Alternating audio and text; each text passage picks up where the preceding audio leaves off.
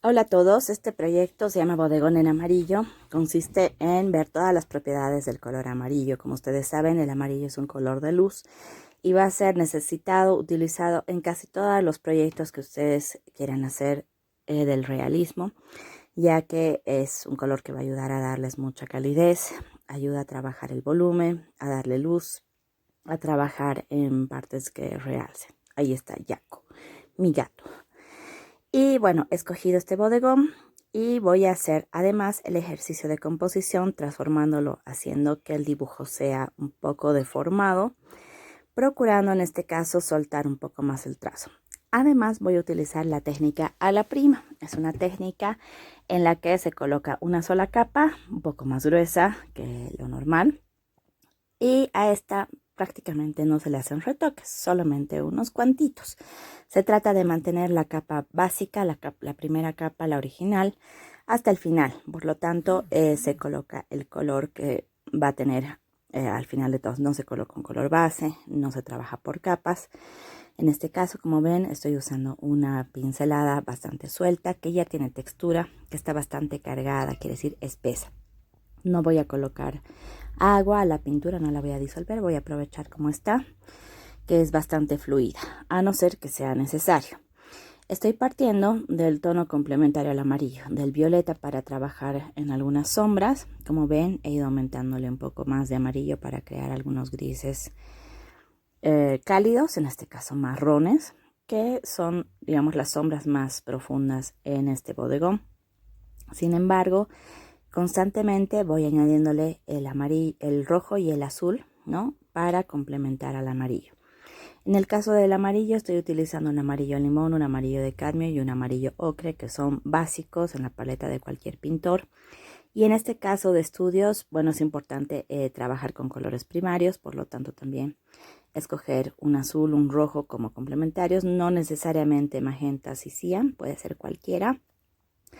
Y es importante que ustedes vayan encontrando todas las tonalidades a partir de estos tres colores básicos y el blanco.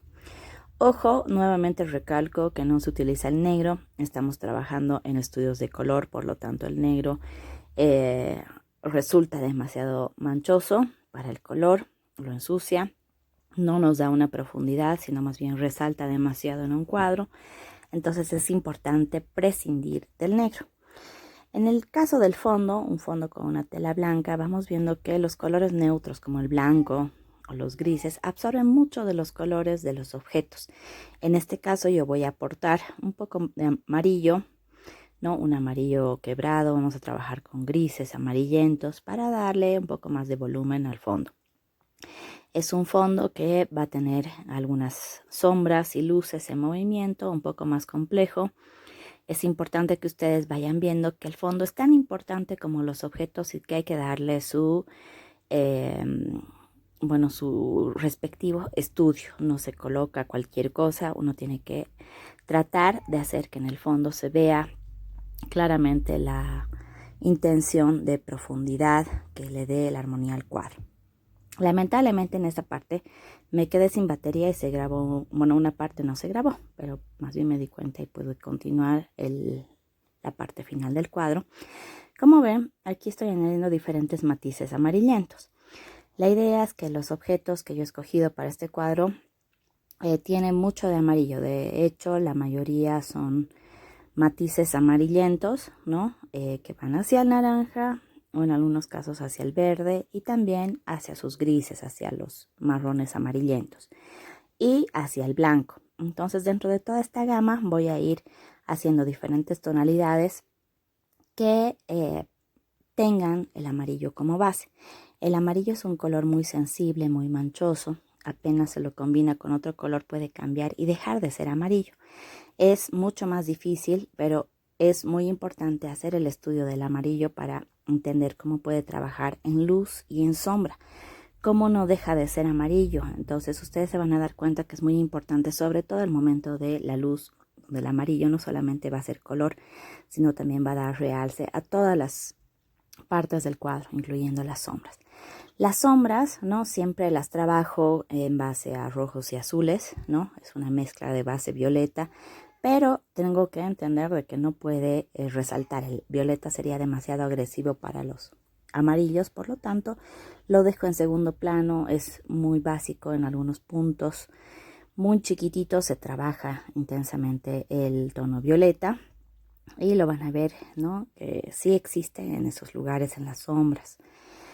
Muy aparte de eso, con el amarillo obtengo una gama bastante amplia, ¿no? Al contrario de lo que parece, puedo obtener tonos mucho más claros que los amarillos básicos. Puedo obtener también amarillos anaranjados en gran cantidad y los amarillos verdosos, ya que el verde es un color muy amplio. También hay diferentes tipos de verdes. En este caso solo estoy trabajando con un verde, ya que solo he escogido un objeto con amarillos verdosos. Pero, sin embargo, voy a utilizar ese verde en diferentes objetos, ¿no? Voy a aprovecharlo para darle algunos realces a las texturas y también para que sea más variada la coloración de los objetos, que en algún momento un artista puede ver planos, pero decide modificarlos a su gusto para hacerlo más plástico, ¿no? Entonces ustedes van a ir viendo que al darle justamente estos toques pueden encontrar incluso luces amarillas intensas en cada uno de los objetos, no solamente blancas, tonos naranjas, pero sin embargo nos hacen entender que son amarillos, un poco oscurecidos. Y más que todo el trabajo, ¿no? de la luz en el color amarillo, que se muestra, digamos, como muy fuerte y rebota en todo el cuadro, ¿no? Entonces, bueno, como ven, con un pincel finito se hacen apenas unos retoques porque el cuadro no necesita una segunda o tercera capa, simplemente se lo deja ahí. La técnica de la prima es así, muy rápida, muy dinámica, y uno simplemente va viendo y colocando sin arrepentimientos. Agarra y coloca el color que ve. Simplemente, ¿no? Al final son algunos retoques, sobre todo las luces, ¿no? Que siempre hay que ir ajustando. Y en algún caso sombras que estén muy definidas, muy puntuales, que ayudan también a la lectura del cuadro, ¿no? Son como los descansos de la vista. Uno entra a las sombras como si fuese un huequito donde meterse. Finalmente también se trabajan algunas texturas, ¿no? Este bodegón justamente lo he escogido por las texturas que tiene, así puedo trabajar una mancha mucho más libre, sin necesidad de afinar, ¿no? Y mover en cierta dirección mi pincelada, sino es simplemente mancha, ¿no? Que puedo trabajar en todas direcciones. Así que bueno, es importante, ¿no? Que ustedes vean el cuadro de manera creativa, vean que es también divertido trabajar la deformación y bueno, a pintar.